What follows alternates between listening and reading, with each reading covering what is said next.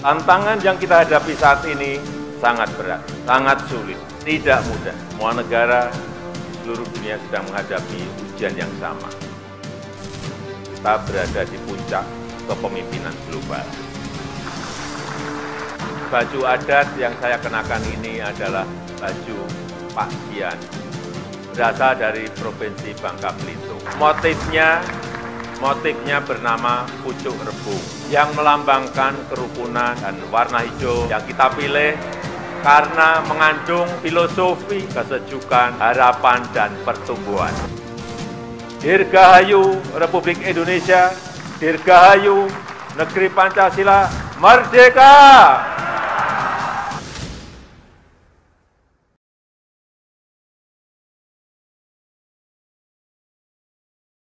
Bismillahirrahmanirrahim. Assalamualaikum warahmatullahi wabarakatuh. Selamat pagi, salam sejahtera bagi kita semuanya.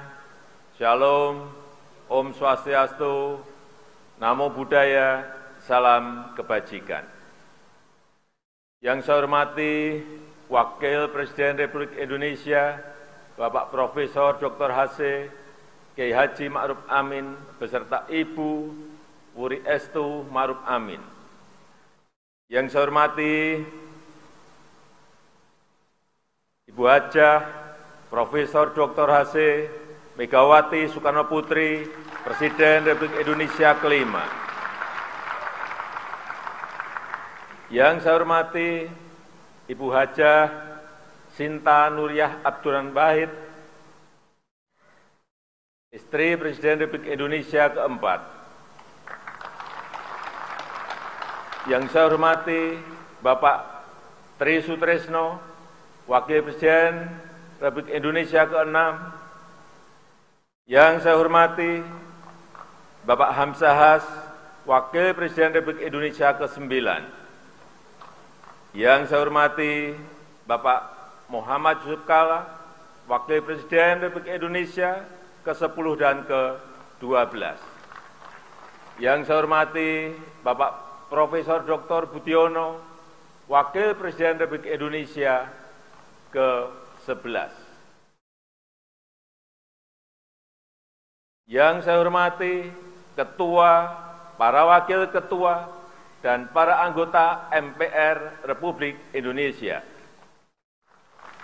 Yang saya hormati Ketua, para Wakil Ketua, dan para anggota DPR Republik Indonesia.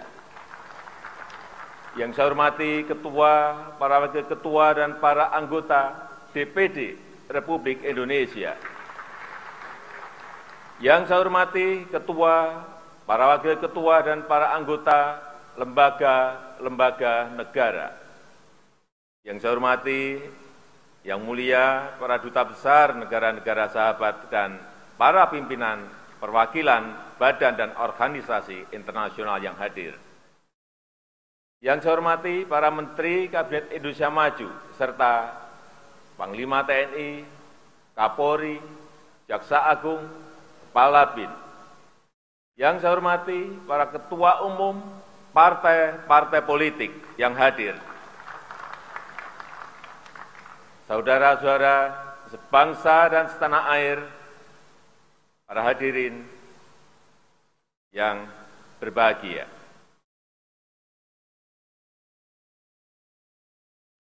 Tantangan yang kita hadapi saat ini sangat berat, sangat sulit, tidak mudah. Semua negara di seluruh dunia sedang menghadapi ujian yang sama. Krisis kesehatan pandemi COVID-19 belum sepenuhnya pulih. Perekonomian dunia juga belum sepenuhnya bangkit. Tiba-tiba meletus perang di Ukraina. Sehingga krisis pangan, krisis energi, dan krisis keuangan tidak terhindarkan lagi.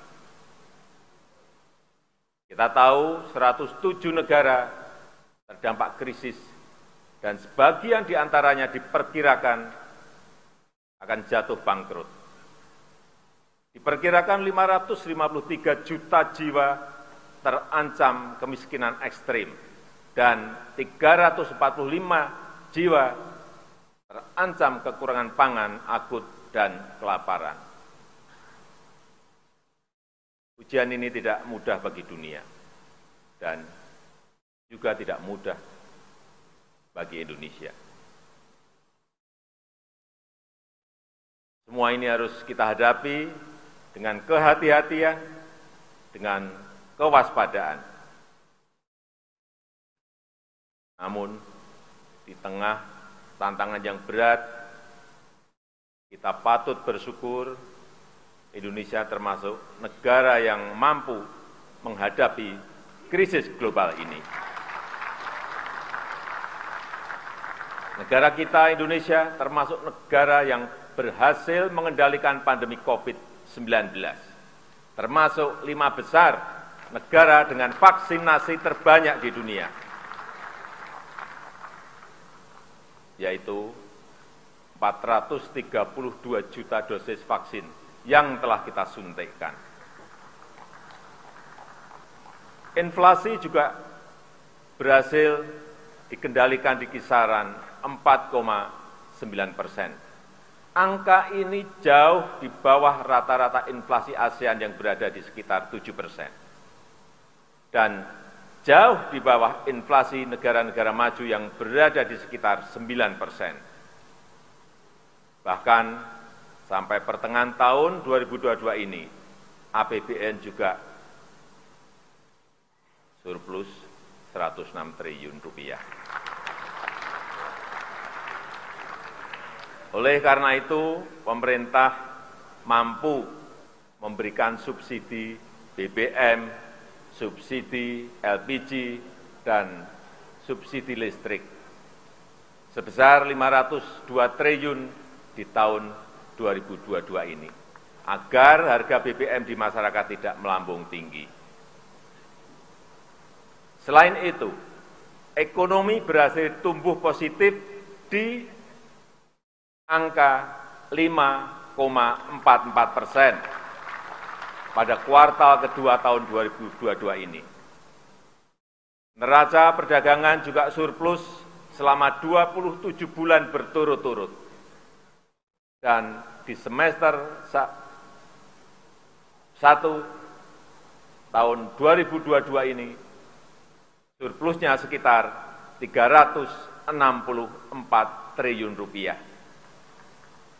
Capaian tersebut patut kita syukuri.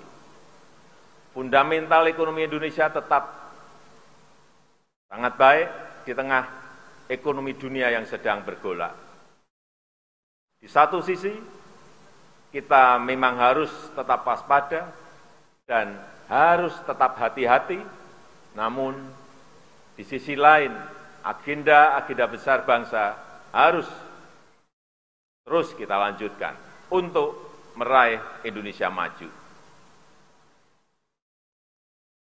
Saudara-saudara sebangsa dan setanah air, dalam menghadapi pandemi COVID-19 yang melanda seluruh dunia, bangsa Indonesia telah menunjukkan diri sebagai bangsa yang tangguh.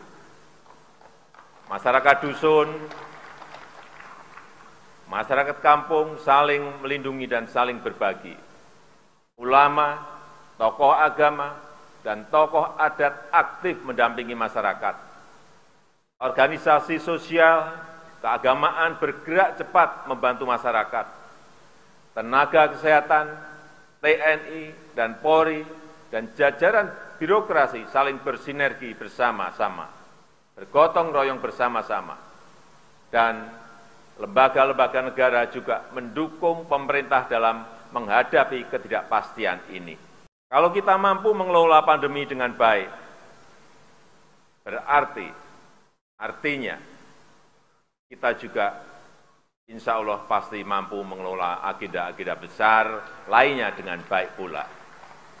Inilah kekuatan pertama kita untuk membangun negara kita Indonesia. Kekuatan kedua Indonesia adalah sumber daya alam yang melimpah. Wilayah yang luas, dengan keanekaragaman hayati terkaya di dunia, pasti menjadi kekuatan besar Indonesia jika kita kelola secara bijak dan berkelanjutan. Syaratnya satu, harus dihilirkan dan diindustrialisasikan di dalam negeri agar nilai tambah bisa maksimal untuk kepentingan nasional. Hal ini akan membuka lapangan kerja, meningkatkan ekspor, menghasilkan devisa, meningkatkan pendapatan negara, serta mendongkrak pertumbuhan ekonomi. Kekuatan ketiga kita adalah bonus demografi. Jumlah penduduk yang sangat besar dan didominasi oleh anak-anak muda usia produktif, serta daya beli masyarakat yang terus meningkat, akan menjadi motor penggerak ekonomi nasional kita dalam menghadapi kompetisi global. Kekuatan keempat adalah kepercayaan internasional yang meningkat tajam. Indonesia diterima Rusia dan juga diterima Ukraina sebagai jembatan perdamaian. Diterima negara-negara besar, walaupun geopolitik sedang panas. Dan juga dipercaya PBB sebagai champion dari Global Crisis Response Group untuk penanganan krisis global, baik krisis pangan, krisis energi maupun krisis keuangan. Dan tahun ini kita menjadi Presiden G20, organisasi 20 negara ekonomi terbesar di dunia. Dan tahun depan kita juga menjadi ketua negara-negara ASEAN. Artinya, kita berada di puncak kepemimpinan global. Dan memperoleh kesempatan besar untuk membangun kerjasama internasional. Kepercayaan besar dari masyarakat internasional ini juga bisa dirasakan di dalam negeri. Reformasi struktural untuk daya saing dan iklim berusaha terus kita lakukan. Ekosistem investasi dan pertumbuhan UMKM terus kita perbaiki. Hilirisasi dan manufaktur di dalam negeri juga terus tumbuh pesat. Pertumbuhan investasi juga meningkat tajam, di mana saat ini 52%-nya sudah berada di luar Pulau Jawa. Artinya ekonomi kita bukan hanya tumbuh pesat, tetapi juga tumbuh merata menuju pembangunan yang Indonesia sentris. Saudara-saudara sebangsa dan setanah air, dengan kekuatan dan peluang besar tersebut, kita mempunyai kesempatan besar untuk membangun Indonesia yang inklusif, berkeadilan, dan berkelanjutan. Pertama, hilirisasi dan industrialisasi sumber daya alam harus terus dilakukan. Hilirisasi nikel misalnya, telah meningkatkan ekspor besi baja 18 kali lipat. Saya ingat, di tahun 2014 hanya sekitar 16 triliun rupiah. Tapi di tahun 2021 kemarin meningkat menjadi 306 triliun rupiah. Karena sudah diekspor dalam bentuk barang setengah jadi maupun barang jadi. Dan di akhir tahun 2022 ini, kita harapkan sudah bisa mencapai 440 triliun rupiah. Itu hanya dari nikel. Sekali lagi, itu hanya dari nikel. Selain penerimaan pajak, devisa negara juga naik, sehingga kurs rupiah lebih stabil. Sekarang ini Indonesia telah menjadi produsen kunci dalam rantai pasok baterai litium global. Produsen mobil listrik dari Asia, dari Eropa, dan dari Amerika ikut berinvestasi di negara kita. Setelah nikel, pemerintah juga akan terus mendorong hilirisasi boksit, hilirisasi tembaga, dan hilirisasi timah. Kita harus berani, kita harus membangun ekosistem industri di dalam negeri yang terintegrasi, yang akan mendukung pengembangan ekosistem ekonomi hijau dunia. Yang kedua, selain hilirisasi, optimalisasi sumber energi bersih dan ekonomi hijau harus terus kita tingkatkan. Persemaian dan rehabilitasi hutan tropis dan hutan mangrove serta rehabilitasi habitat laut akan terus dilakukan dan akan menjadi potensi besar penyerap karbon. Energi bersih dari panas matahari, panas bumi, angin, ombak laut, dan energi bio akan menarik industri penghasil produk-produk rendah emisi. Kawasan industri hijau di Kalimantan Utara akan menjadi Green Industrial Park terbesar di dunia. Saya optimis kita akan menjadi penghasil produk-produk hijau yang kompetitif di perdagangan internasional.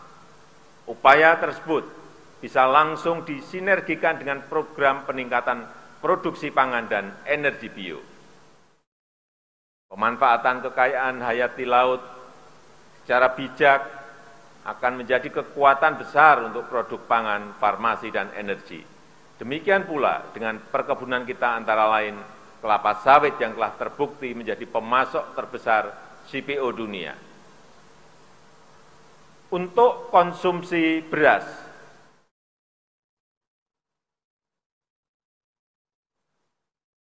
kita sudah tidak lagi impor dalam 3 tahun terakhir.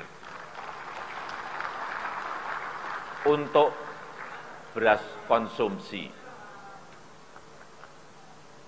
pembangunan bendungan dan irigasi telah mendukung peningkatan produktivitas nasional kita.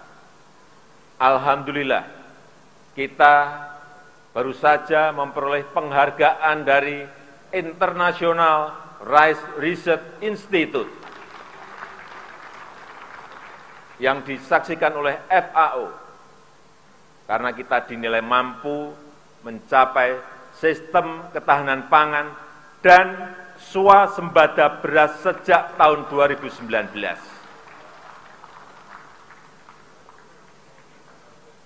Yang ketiga, perlindungan hukum, sosial, politik, dan ekonomi untuk rakyat harus terus diperkuat. Pemenuhan hak sipil dan praktek demokrasi, hak politik perempuan, dan kelompok marginal harus terus kita jamin. Hukum harus ditegakkan seadil-adilnya tanpa pandang bulu. Keamanan, ketertiban sosial, dan stabilitas politik adalah kunci. Rasa aman dan rasa keadilan harus dijamin oleh negara, khususnya oleh aparat hukum dan lembaga-lembaga peradilan. Demikian juga dengan pemberantasan korupsi terus menjadi prioritas utama. Untuk itu, Polri, Kejaksaan, dan KPK terus bergerak. Korupsi besar di Jiwasraya, Asabri, dan Garuda berhasil dibongkar dan pembenahan total telah dimulai. Penyelamatan aset negara yang tertunda seperti kasus BLBI terus dikejar dan sudah menunjukkan hasil. Skor persepsi korupsi dari Transparansi Internasional juga naik dari 37 menjadi 38 di tahun 2021. Indeks perilaku anti korupsi dari BPS juga meningkat dari 3,88 ke 3,93 di tahun 2022. Penyelesaian pelanggaran HAM berat masa lalu juga terus menjadi perhatian serius pemerintah. RUU, Komisi Kebenaran, dan Rekonsiliasi sedang dalam proses pembahasan. Dan tindak lanjut atas temuan Komnas HAM masih terus berjalan. Kepres, pembentukan tim penyelesaian non-yudisial pelanggaran HAM berat masa lalu juga telah saya tanda tangani. Saudara-saudara sebangsa dan setanah air, saya tekankan reforma agraria, perhutanan sosial, dan sertifikasi tanah harus terus dilanjutkan. Berbagai macam bantuan sosial akan terus dilanjutkan dengan sinergi dan data yang lebih baik. Program pelatihan dan bantuan untuk para pekerja akan terus ditingkatkan. Program-program ini menjangkau nelayan, petani, buruh, pekerja informal, dan penyandang disabel. Tentang disabel, kita juga baru saja menjadi tuan rumah ASEAN Para Games di Solo, dan alhamdulillah kita menjadi juara umum. Yang keempat, UMKM harus terus didukung agar bisa segera naik kelas. Digitalisasi ekonomi yang telah melahirkan 2 dekakorn dan 9 unicorn terus kita dorong untuk membantu pemberdayaan usaha mikro, kecil, dan menengah. 19 juta UMKM telah masuk dalam ekosistem digital dan ditargetkan sebesar 30 juta UMKM akan masuk ekosistem digital pada tahun 2024. Berbagai bantuan pendanaan murah juga terus dilanjutkan. Penayangan produk UMKM di e-katalog pemerintah juga diharapkan akan menyerap produk UMKM. Di saat yang sama, kewajiban APBN, APBD, dan BUMN untuk membeli produk dalam negeri juga akan terus didisiplinkan. Kelima, pembangunan ibu kota Nusantara terus harus dijaga keberlanjutannya. IKN bukan hanya untuk para ASN, tetapi juga para inovator dan para wirausahawan. Bukan hanya berisi kantor-kantor pemerintah, tetapi juga motor penggerak ekonomi baru. Bukan kota biasa, tetapi kota rimba dengan pelayanan pendidikan dan kesehatan kelas dunia. Kawasan inti pusat pemerintahan memang dibangun oleh APBN, tetapi selebihnya 80% investasi swasta diundang untuk ikut berpartisipasi. Saudara-saudara sebangsa dan setanah air, semua agenda tersebut harus ditopang oleh manusia Indonesia yang unggul. Untuk itu, di bidang kesehatan, stunting harus cepat dipangkas. Layanan promotif dan preventif serta layanan pengobatan harus semakin kuat dan merata. Akses anak usia didik terhadap layanan pendidikan dan layanan yang berkualitas harus terus diprioritaskan. Para siswa dan mahasiswa harus dikenalkan pada dunia kerja sejak dini. Minat anak di bidang sains, teknologi, seni, dan olahraga harus didukung dan diapresiasi. Oleh karena itu, budi pekerti yang luhur, ideologi Pancasila, Bhinneka Tunggal Ika, dan patriotisme merupakan pilar utama.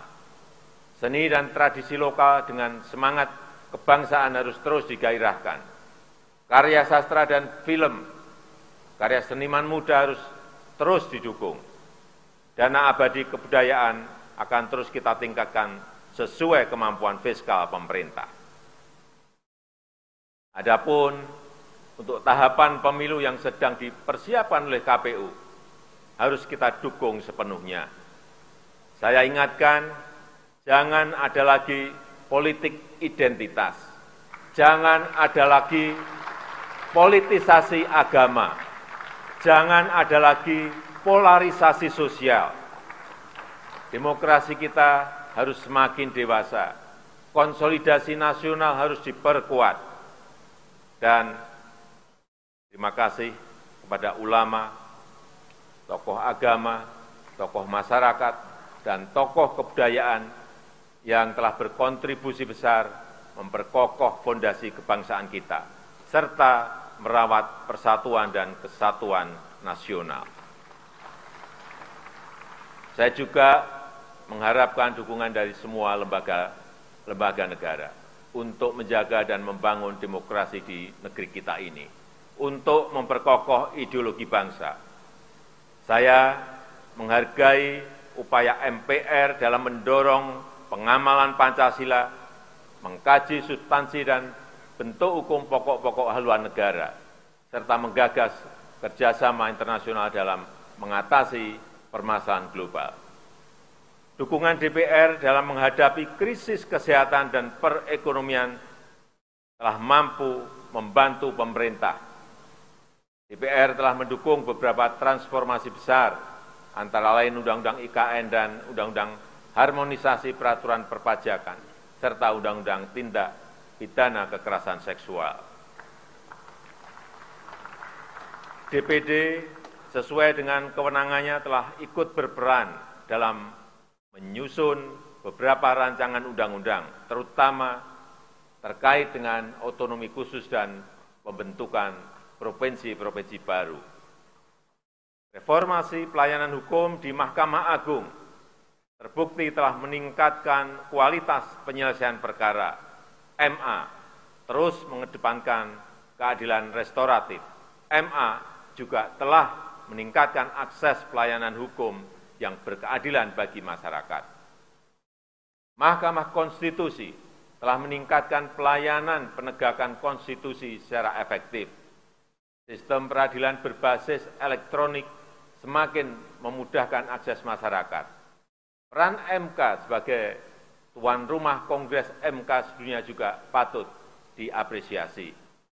BPK telah menjaga sinergi antara kualitas tata kelola keuangan negara dan fleksibilitas dalam menghadapi krisis. Ini sangat membantu pemerintah. Rencana penyelenggaraan Supreme Audit Institution SAI 20 juga semakin memperkokoh kepemimpinan Indonesia di G20. Komisi Yudisial terus memberikan layanan prima dalam mengawal peradilan yang bersih dan berwibawa. Penanganan laporan masyarakat terkait lembaga peradilan telah membantu memberikan rasa keadilan kepada masyarakat. Saya juga mengucapkan terima kasih kepada lembaga-lembaga nasional yang lain sesuai wewenang dan perannya. Terima kasih kepada Bank Indonesia, Otoritas Jasa Keuangan, dan lembaga penjamin simpanan. Terima kasih juga kami sampaikan kepada Komisi Pemberantasan Korupsi dan Ombudsman Republik Indonesia, dan juga kepada Komisi Pemilihan Umum dan Badan Pengawas Pemilihan Umum, juga kepada Komnas HAM dan lembaga-lembaga nasional lainnya. Saudara-saudara sebangsa dan setanah air, saya tegaskan kembali bahwa kita harus selalu waspada, selalu hati-hati, dan selalu siaga. Krisis demi krisis masih menghantui dunia. Geopolitik dunia mengancam keamanan kawasan. Kita harus selalu eling lan waspada. Harus ingat dan selalu waspada. Kita harus selalu cermat dalam bertindak. Kita harus selalu hati-hati dalam langkah. Saya tegaskan kembali, agenda besar bangsa tidak boleh berhenti. Langkah-langkah besar harus terus dilakukan. Ada minimal 5 agenda besar yang tadi telah saya tekankan. Saya mengajak seluruh komponen bangsa untuk bersatu padu mendukung agenda besar bagi pencapaian Indonesia maju. Dengan komitmen, dengan kerja keras, dengan inovasi dan kreativitas. Semoga Allah Subhanahu wa ta'ala, Tuhan yang Maha Kuasa, senantiasa mempermudah upaya kita dalam meraih Indonesia maju yang kita cita-citakan. Amin, amin ya robbal alamin. Marilah kita bersatu padu untuk Indonesia maju. Indonesia pulih lebih cepat, bangkit lebih kuat. Dirgahayu Republik Indonesia, dirgahayu Negeri Pancasila, merdeka! Terima kasih. Wassalamualaikum warahmatullahi wabarakatuh. Om Santi Santi Santi Om. Namo Buddhaya.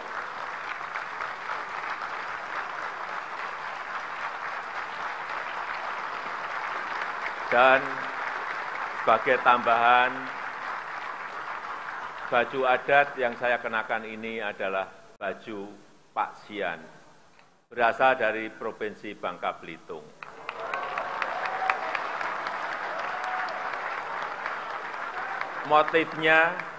Motifnya bernama pucuk rebung, yang melambangkan kerukunan, dan warna hijau yang kita pilih karena mengandung filosofi kesejukan, harapan, dan pertumbuhan. Terima kasih.